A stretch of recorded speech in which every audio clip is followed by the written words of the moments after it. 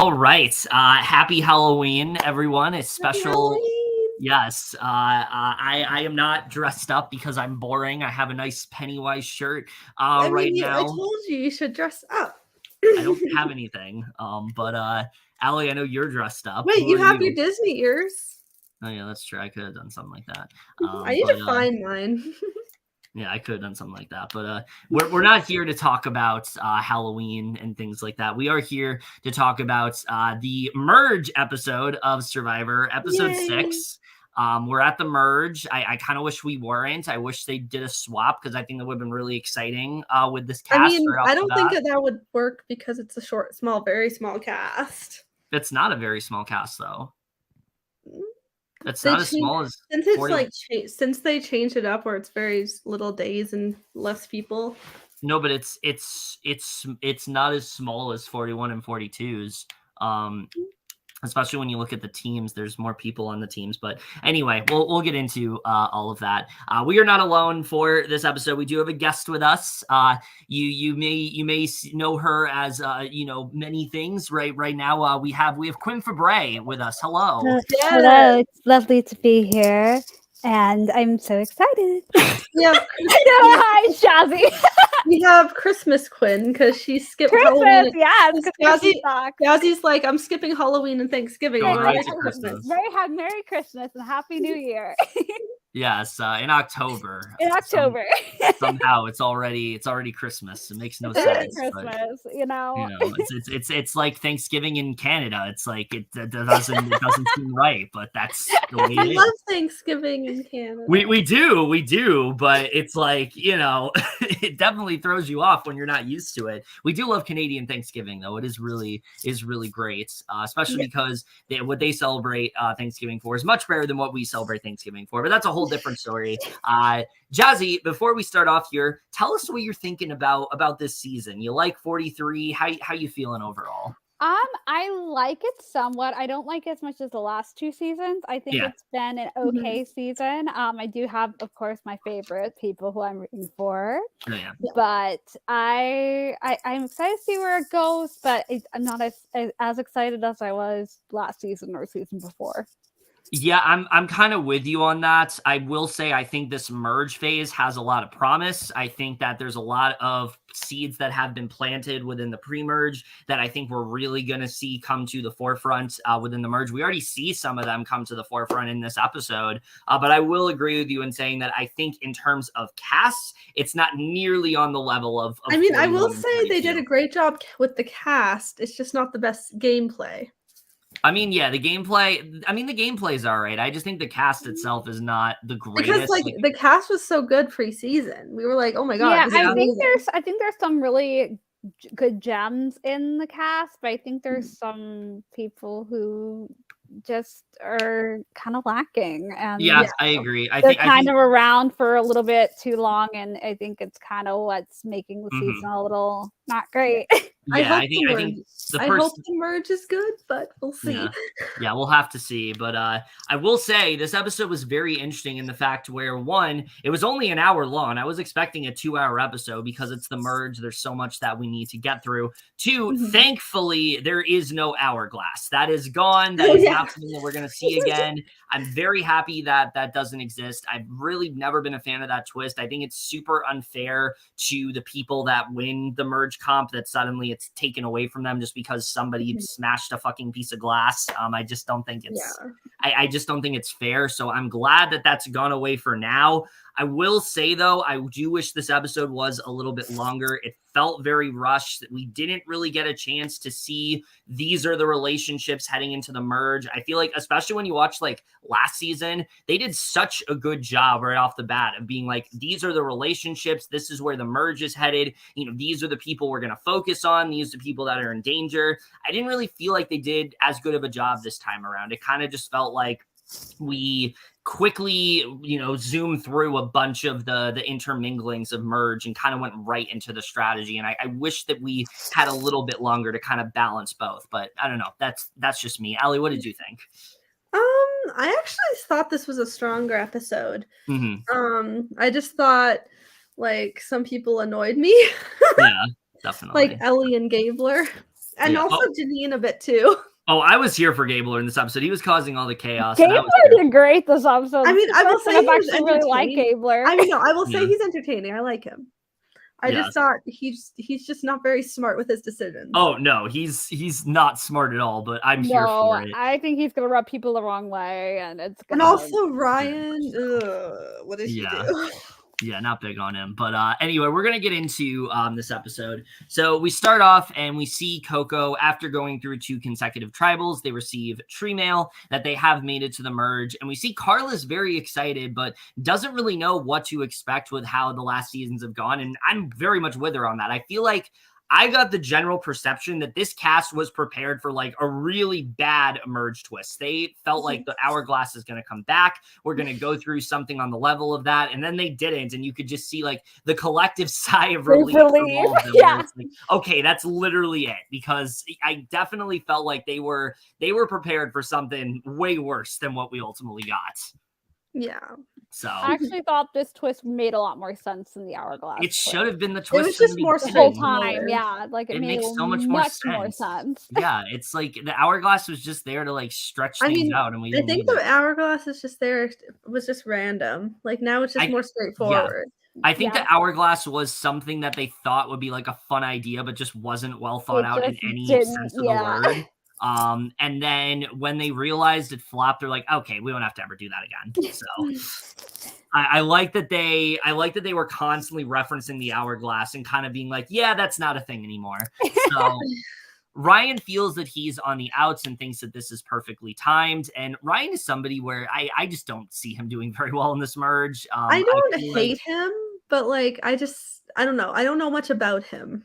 Yeah, I mean, yeah, he's definitely one of the people. He was kind of messy this episode. Yeah, I don't think the edit did him any justice. No. Like we barely know about Ryan other than that he was Gio's right-hand man, and you know Gio just left, and so now he's even more irrelevant. Oh no! Yeah, I don't know about his chances. I think he might be used as a number. Is my theory really, but he's probably just gonna be like dragged like to the end as like a goat. I can honestly see that. I feel like make the end, but not to the end, but like he'll be a goat like later on. He'll be dragged. I feel like Ryan. I'm saying like he'll probably be like either dragged like as a goat or he's gonna leave really like.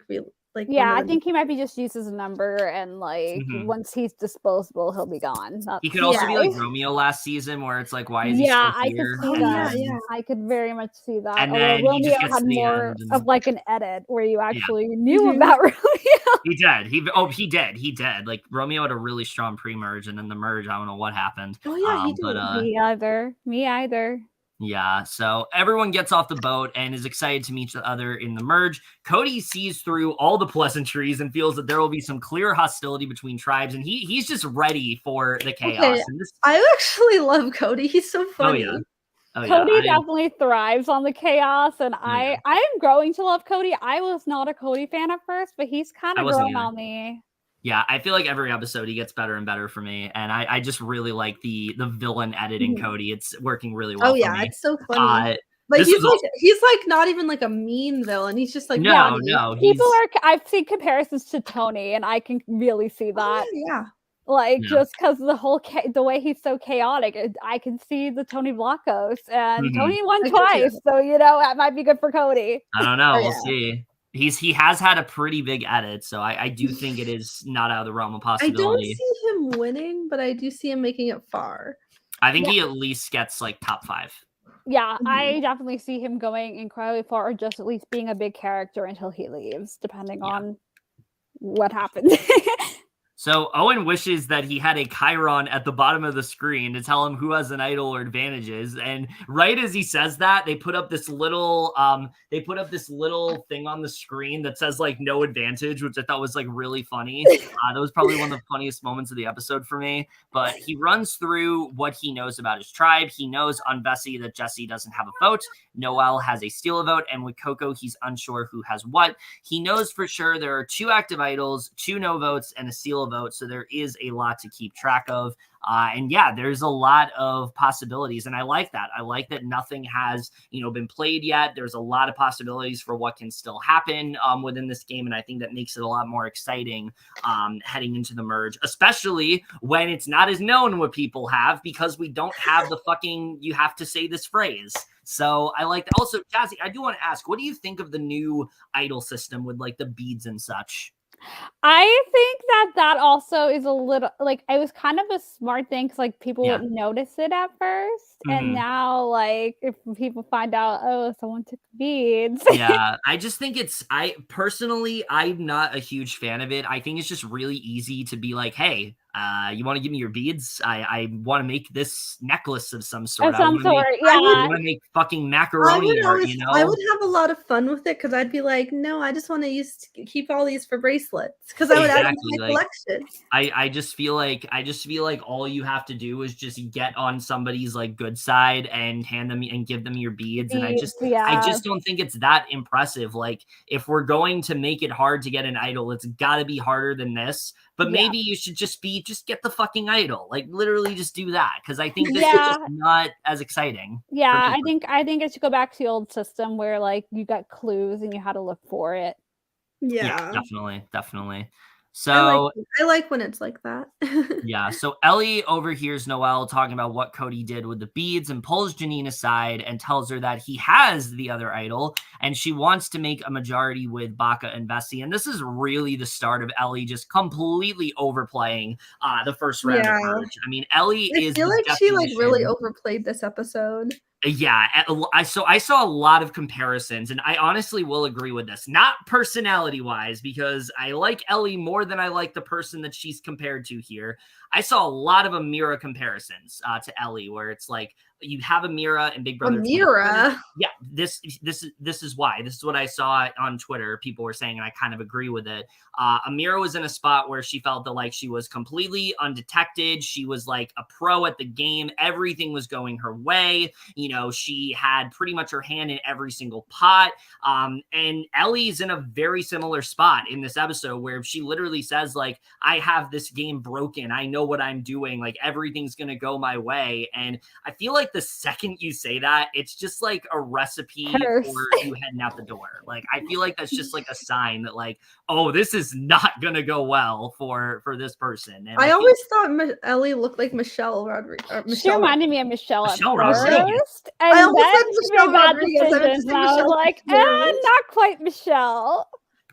Yeah. She looks just like Michelle, though. I see it. Honestly, even in the preview, I was like, she looks so much like Michelle. I think she's my winner pick. And I'm like, never mind. My winner pick for Cassidy and Noel. Mine was Cassidy from the interviews and stuff. So I was Noel from preseason on. So I don't know how she's gonna do in this merge. I do think Carla could win, but I also see her being targeted soon. I love Carla so much. She's another one who I'm really rooting for. I keep saying I think Carla's gonna be like the Shan or the Omar. I very much can see that. Like, it seems like Carla is like the favorite of Twitter, and like everywhere I've seen, like everyone's Carla, and I worry because I'm like, I think that might get her out. I think she might be out sooner rather than later, which sucks because I do like her. It seems like the way they've been doing it recently is when they focus so much on like one person and propping them up as like this person's in the best spot. Yeah, they're setting them up for failure. They're setting them up for some kind of fall. And I don't think we're going to get that yet.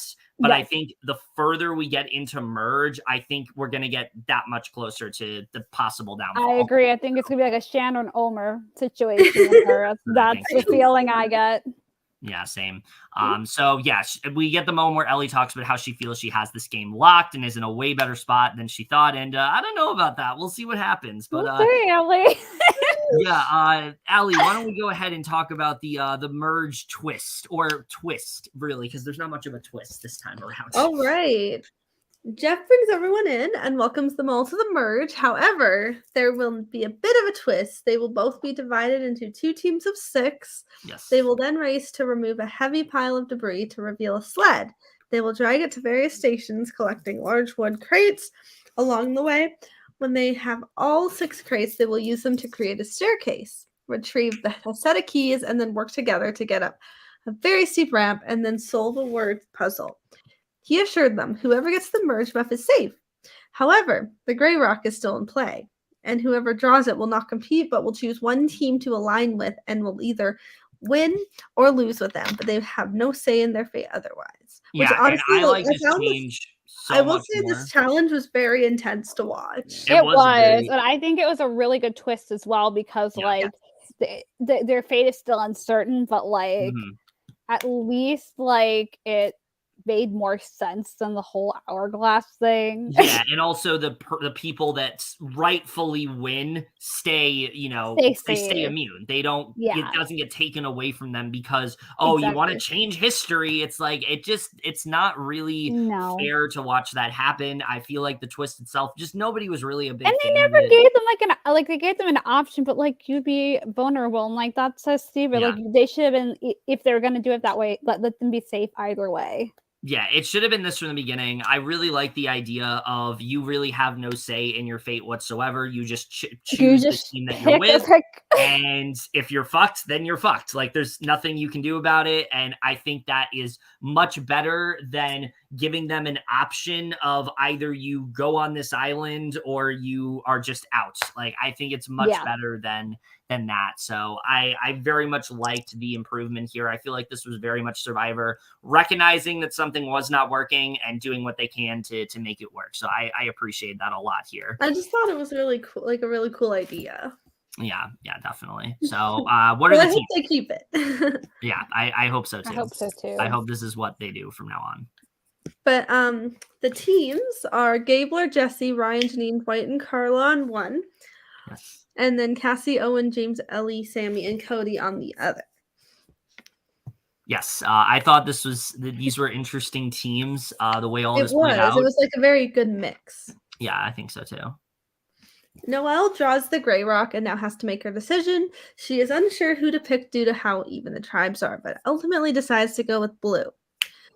Ultimately, which is what you should do on Wednesday, but that's a whole other story. Yeah. Ultimately, the blue team wins and will not be eligible to be voted for a tribal. Yes. The blue team won here. Not really much to say about this. I wasn't too surprised to see that just because of all the people that were on the blue team. You had the Jessies, the Dwights, the Ryans, people who are really good at challenges and things like that. But I do think the more interesting outcome was the red team for sure. Yeah, actually, I was originally thinking it was going to be red winning because I know Cody's really strong in. Cody is really good, yeah. Competition. They're all very strong. I think they have Cody, so I think they might be. And then it didn't turn out that way, and I was like, ooh. Yeah, it was interesting for sure. Definitely. Oh, it's still you. Ellie feels personally responsible for them losing the challenge because of her volunteering for picking the puzzle. Yeah. Owen tells Ellie that James is sketching him out, especially with how he wanted to pull Cody aside. Yeah, this was not good for James. Out loud, he's like, "Hey, Cody, let's have a conversation." I'm like, are you really going to do that in front of everybody? Survivor 101. We do not announce already, hey, I'm going to take Cody aside. That's the equivalent of if you're playing an org and you're on a tribe call and you guys just lost the tribe, but you're calling because you want to play Jackbox games or something. And you're like, hey, Jazzie, let's go. Let's go have a one-on-one. We're just going to talk, just personal stuff. But just personal stuff. We don't care about Jackbox. No, literally, that's the equivalent of that. It's so bad. It's so bad. No, that really was so bad. Ellie says she wants Cody to be the name, but then pulls a fast one on James. She feels that Bessie has been on their side and would be willing to target someone on Coco and wants to make them think it will be on Cody, but pull off a split of Cassidy and James. This just made no sense to me whatsoever. I don't understand why she needed to play both of them. It's either you're voting out Cody or you're voting out one of Cassidy and James. There's no reason to be this messy this early on. I just didn't understand. Play both sides that early on and Like, if Ellie was immune, sure, I get it. But, like, Ellie is literally up to be, like, it literally is vulnerable here and could potentially get herself sent out. I just don't understand why she wanted to do it this way. And if you were going to do it this way, like, definitely there were way better ways to construct it. Mm-hmm. Yeah. I just don't think, I mean, I feel like if they wanted to go for James, don't go for Cassidy. Yeah, that was also weird. Don't split the vote.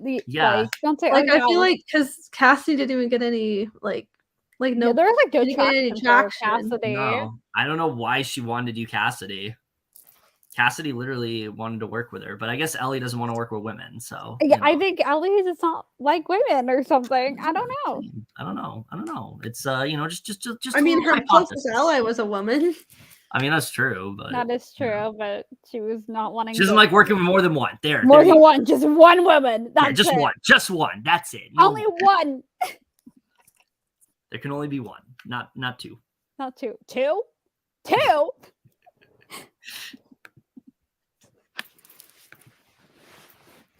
Oh, I think it's still you. Oh, okay.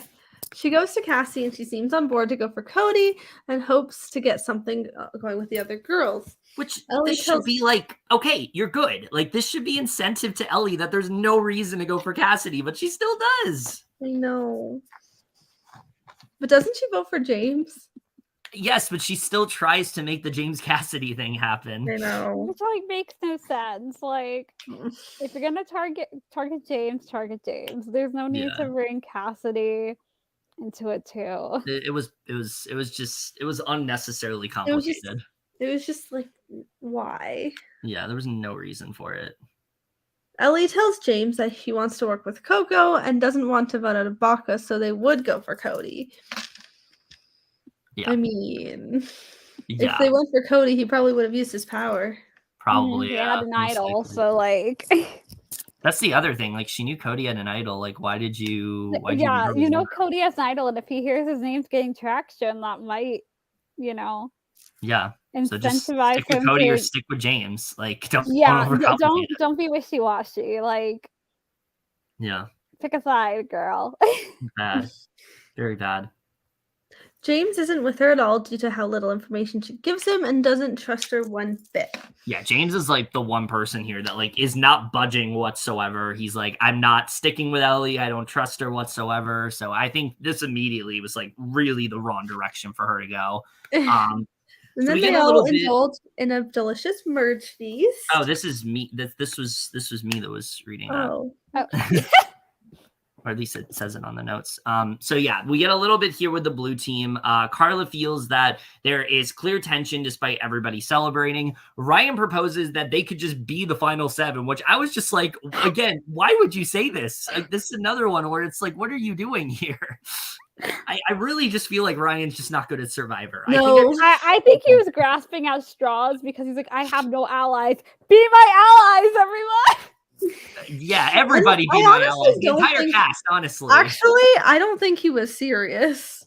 I don't know. I don't know. I think he was. I mean, maybe, but like he also lost his closest ally and maybe, was like, but like, I need to make an alliance. Yeah, I feel like he was. But like, what if he doesn't trust it? I mean, I guess, but like, why even bring that up then if you're not going to? Because he's a messy player. Yeah, I mean, I could. Yeah, definitely. Oh man. So yeah, this was just not good at all. But basically then what happens is we see Janine isn't interested in this really at all, despite how everything has been going on. It doesn't really make any sense, which yeah, it doesn't really make much sense given what happened literally the last round. Doesn't make any sense for this to happen now. But yeah, so basically Noelle wants to keep Cody. We see Gabler wants to keep Sammy and Owen, and Janine wants to keep Ellie. So everybody wants to keep everybody at this point. So yeah, very interesting. I was actually thinking that Janine was going to actually use her idol on Ellie. I thought so too. I thought that might happen too, and I was like, "Ooh, what in the world is going to happen?" That would have been interesting if that was the case. Would have been kind of a bad move, but I would definitely say so. I would agree with that too. So Carla notices that there's very clear distrust in Baca, and Gabler just casually takes the time to just be Gabler and just be messy and like really just hold nothing back and be like, yeah, Ellie looked through my bag on day 3, and so I don't trust her one bit. And just the deafening silence in the room when this happens. They're like, come again? Did you say that Ellie's like not somebody you're trusting here? So yeah, Janine immediately notices this and is shocked that he would throw her under the bus like that so easily. He talks about how he wants to target enemies that he knows are plying against him, that if he can do that with people, he wants it to happen today to look as trustworthy as possible. And Gabler is just so blunt here. Like, he holds nothing back in any way. And I do think this is absolutely going to be his downfall. The fact that Gabler can't keep his mouth shut about really anything. Yeah, I agree with that. I think I really like him. I do too. I think this round he played it well and was blunt about it, but like that's not always going to work. He was also safe in your favor. Like this time it did, but it's not always going to be that way. That gave me X vibes when he was trying to target everyone when we were all safe. Yeah.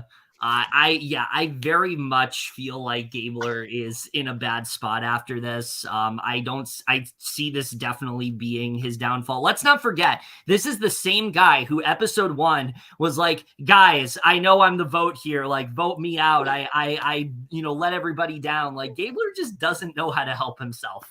He doesn't. And I just have a bad, like, I just think this is like the only round he's going to get his way. And it's, And honestly, like, you can't even really credit him. It's mostly been Sammy and Owen who have been like kind of helping him out. Like, I feel like they're mainly the reason why Gabler has been getting away with the things that he has. I think you're absolutely right about that.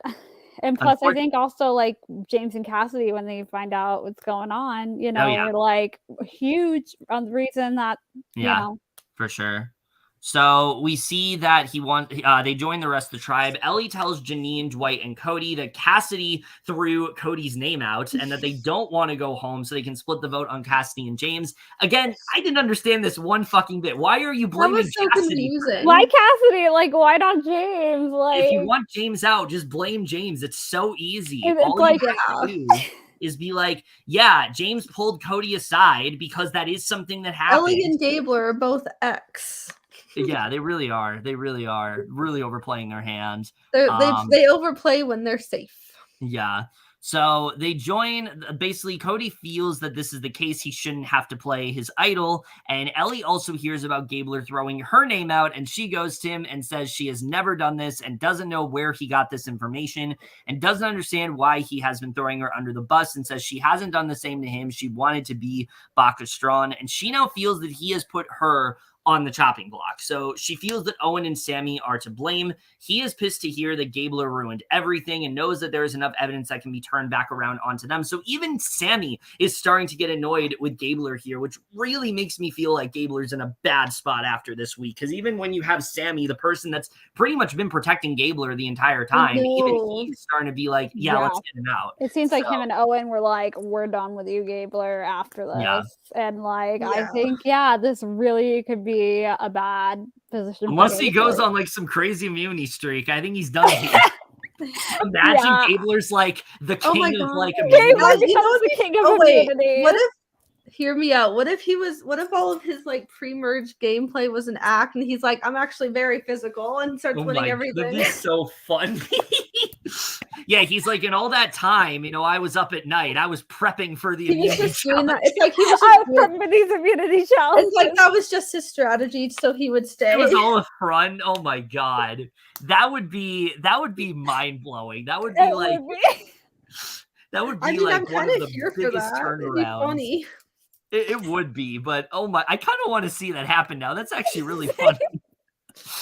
He just like says, hey, I'm actually amazing in comps. Oh my god. I think just pretended to be really bad, but yeah, I'm just imagining that. That'd be oh my god. That'd be amazing. So Ellie says that she wants to vote out James because of how much of a threat he is, but Sammy remains firm. Ellie's the biggest threat here, and she has to go tonight. And Again, very impressed by Sammy this round. He was the only person, I believe, on this group that never once had his name thrown out, was not somebody that was even a thought to potentially go. And I think it's just really impressive with the way he's been able to play this, because he's pretty much been getting his way on Baka. And I do see Sammy as a very big threat to at least get to the end of this game. I think he's been playing very well recently. I'm with you. I think Sammy's playing fantastically. I was always very impressed by his game. He had Aly and Janine fooled, and you know, which is impressive. So we'll have to see what happens as the game goes on. But I think Sammy's in a really good position right now. Preseason, we were not Sammy fans. No, I thought he was gonna be like an early boot preseason, but he's really been proving me wrong. I didn't have I was like, oh yeah, he's kind of young. We'll have to see how it turns out. Yeah, I thought early merge. Same. But yeah. He's really breaking that streak of like the person that's young is just not very good. Like he's doing a much better job, I think, than he really is. I know people like, oh, I think Michael Yeager is about as good as it's gonna get, and then Sammy's been killing it. So he's not a swatty. He's not what was the name from 41? The guy that was like really young that we really liked, but like JD. That was him. Yeah, JD, he's not a squatty. He's much better than both of them, and it's very impressive to watch. No, it really is. I'm very impressed by him, and I think you know, I could see him getting to the end or winning possibly. You know, I could too. So Janine talks. If he keeps playing like he's playing, yeah. So Janine talks to Gabler, Owen, and Sammy, says that they need to stay strong and vote together because of how strong they've been as a tribe. They can settle all of this tension later, but Janine is still wary of where Gabler stands. And again, this is why I don't feel good about Janine. It just seems like she's not on the same page. She's on a different trajectory than literally everybody else, where everybody else, it seems like they don't really want to be tribe strong, whereas Janine does want to be tribe strong, and that's just not something that's going to happen, especially with Baka. Yeah, she's just like, I just want to keep my tribe together. Yeah, it's bad. It's not good. So Sam and Owen tell Gabler to try to stay calm and vote rationally tonight, especially knowing that Janine can play her idol on Aly. So suspicious of Aly, James decides to go to Jesse, tells him how much Aly is doing and that the chaos she's trying to cause. And he also seems very down to vote her tonight. So Cody, Ryan, and Dwight also become aware of this. They want to split up her and Janine. And then Cassidy talks to James and Carla, seems to still want to vote for Cody. And Carla doesn't feel that Gabler's going to be down up until Ryan lets them in on the truth of what's actually going to happen. So yeah, this is where Cassie's like, no, fuck it. We'll just get Aly out. We can worry about Cody later. I feel like this is where the gears like turn in Cassidy's head, where she's like, okay, Cody's somebody that we got to worry about, but not right now. Like Ellie's throwing my name out. She's got to go.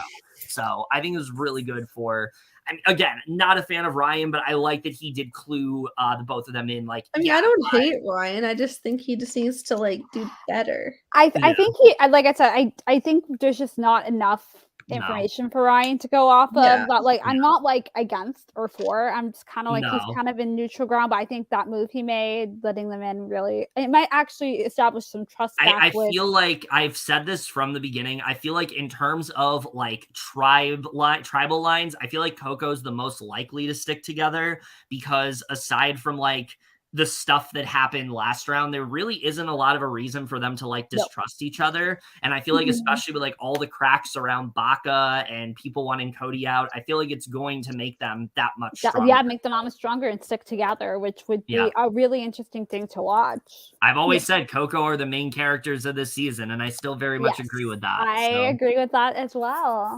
We will see. So Janine, I also love the name Coco. It's a cute name. So Janine, meanwhile, is still trying to get everyone to vote for James, but Gabler just isn't convinced, feels that he's being played, and Aly will be going tonight. But let's talk about what happens at the tribal. We have a couple things to go off of. Aly, go ahead, talk about the tribal here. Oh, yay. Gabler's asked about the 7 that arrived after the losing team, and he talks about how little time he has had to relax because of how much talking he has been doing, and feels this will be a very interesting vote. He's also got to prep for that immunity challenge. You know, he's really working out. He's got to go on his immunity run, y'all. He can't sleep. No, Gabler can't sleep. He's got to work hard. He continued to. That would be so funny. Cody also feels it was chaos to a nauseating degree. Sammy feels every single look and conversation matters. Oh yeah. Cassidy feels is it that it's hard to know what dynamics are going to shift within the game. Yeah. And Carla also talks about how much stress is added knowing idols and advantages are up there. Which I thought that was kind of a key that maybe we'll see an idol play, but that's not what ends up happening here. No. I was hoping for an idol play, but nothing played. I thought we might. With that being said, I mean, this still is a pretty spicy vote because we get to the vote, and after a ton of scrambling, it's a 7-2 to 1-1 vote with Ellie leaving. The other votes, I know the 2 were for James. Do we know who the other 2 were for? It was Noelle voted I think Noelle voted for Cassidy and it was Carla who voted for Owen. Carla voted for Owen, yeah.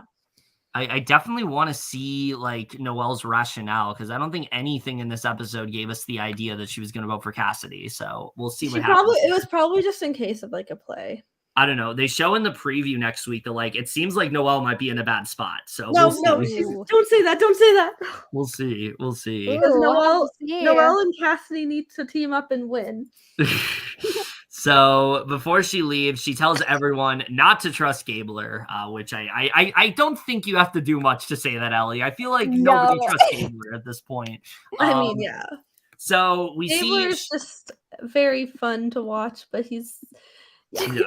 He's a character. Those immunities. And he's prepping for his immunity win, He's going to go on that streak.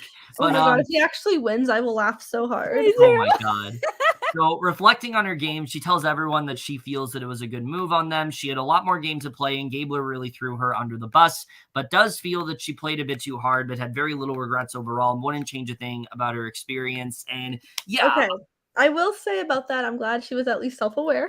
Oh yeah, she is. Me too. She is. She definitely. I think her biggest I regret a lot of things. was her playing too hard. I do think Ellie is somebody that had a lot of potential at multiple points of the game, but I just think she took completely the wrong path in this game. I think that there were so many things that she needed to capitalize on, and she just didn't. She always thought she was ahead of the curve.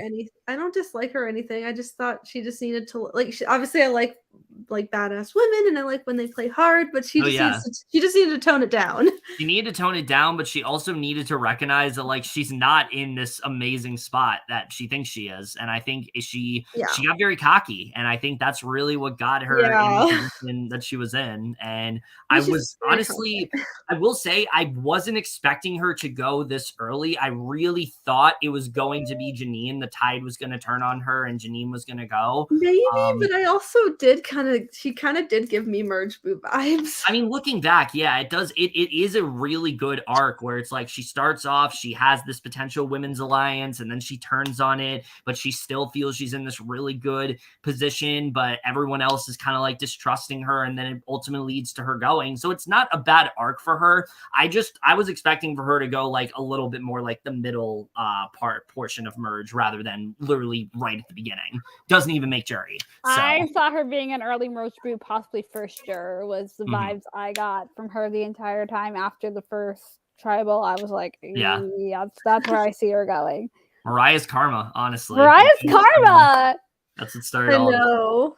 But yeah, I think overall this is going to be a fun Merge phase. I have a lot of faith that I think there's a lot of things to look forward to. There's a lot of seeds, within Baka that are being planted, and I think they're definitely ready to crack at any point. I think, I feel like we're definitely headed for like everybody versus Cody narrative. I think we're very much going to get there at some point. I would say Cody because, it seems like he's very connected. I could see Cody becoming a threat because of how strong he is. I challenge him. I know we were talking about Gabler, but when Gabler doesn't win immunities, it's going to be Cody. It's going to be Cody. It'll be Cody. They'll trade it off. They'll trade it off. Yeah, but that's just the vibe I'm getting is that he's going to have like an immunity run, and it's going to be like I think that's going to be how people are going to be like, hey, wait a minute, Cody really needs for to me, go. If I had to say the most likely candidate to win individual immunity, it's going to be Cody. That's where I've seen it. I think that he is the most physically capable of it. I think I could also see Cassidy winning immunity because she's pretty strong. I could see that too. I could definitely see that. Oh yeah. Yeah, I mean, I hope it's like 42 where different people win immunity, and it's not like 41 where like the same person wins immunity over and over again. Yeah. But we will have to see. We will have to see what happens. But either way, I think this is going to be. I hope Noel's not targeted. I hope that's just like someone. I don't know. I hope that's just like talks. I don't know. It also seems like somebody gets an idol next episode, so we'll see what that's about. So it'll be exciting to see. Noel's gonna find that merge idol. Yeah. Noel's gonna find the merge idol, and Gabler's gonna become a comp beast. That's what's gonna happen. That's really where this is all headed. But But yeah, before we do close things out here, Jazzie, if you want to go ahead and plug things, now we are going to give you the time to do your outro now. So go right ahead. All right, y'all. If you want to follow me on Twitter, my Twitter is @QuinFaslay. I'm just like Quinfabray, so it's pretty easy to remember. Quinfaslay. Quinfabray. I think she might be a fan of Diana Agron. Yeah.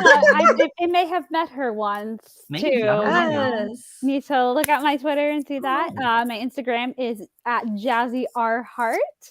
I'm not that active on there, but if you want to follow me, cool. And I also do some writing and singing for Rewrite of Glee called Glee Write. So if you want to look that up. Yes, Aly's been on I have there a YouTube channel where Miss Aly sings. Speaking of, I need to record my part for that one song. Yeah, I know you do. So yeah. All right. Yes, it is always great to have you on. Other than that, Aly, is there anything that we need to plug before we head out here? Just keep applying for applause. There's 2 more days. Literally 2 more days. Yeah, not even 2 more days. It's more like a day and a couple hours. Yeah, excited to see how season 2 turns out. It was part of season 1, so. Yes. Even though I think we literally just told you the entire cast. So. Well, unless we get other people or drops, but for now, yeah. Woo! But also stay tuned for we're gonna eventually cover Pretty Little Liars Original Sin at some point. Yeah. And then The Mole at some point when we are finished it. We've only done like the first. Oh my god, I'm so excited! I would love to be a guest for that because I freaking love The Mole this season. Yes. Whenever and maybe Big Brother at some point. We still haven't done a podcast on the season. I haven't watched this season, so it's a really good season. I know everyone's like, you need to watch. So it was actually really good. I'll try. Yeah. It's definitely one of the most inconsistent, but it ends so strong. Yeah. It's a good season. Oh yeah, that's good. And then stay tuned for other little podcasts we'll be doing. Whenever we watch a few other shows, we're gonna do a season review of that. Yeah. And that's pretty much it. Yeah, I think so too. We're gonna go ahead here because I know Aly has to hand out candy to trick or treaters, so we're gonna go ahead. My mom wants me to help her, so yes, we're gonna try to wrap this up as quickly as possible. But hope you guys had a fun and safe Halloween. All of that, and eat all the candy, but be very careful. Be safe. Yes, be safe with all that. Don't run into Art the Clown from Terrifier 2, because that wouldn't be great. But yeah, that's it. That's it for this video. And don't get hit by a truck because I character. Oh yeah, that's it. You want to get hit by a truck and. This is Christmas Quinn. She's just she didn't get hit by a truck. She's in her pure era, right? Her pure era before all the crap, before the cheating, all the before all that shit happens. Yep, I promised to Sam Evans, so yes. And also, I'm kind of either Alley Cat or Ariana Grande today. So cute. Yes. Lick all the donuts. Say fuck America. I hate Americans. I hate America. So funny. She was ahead of her time. She was. I just don't get how it's so controversial because it's funny. Republicans be complaining, but anyway, all she did was say lick a donut and say fuck America. Yeah. But anyway, that's it for this video. And remember, couples who podcast together stay together. Love you guys. Bye. Love you all.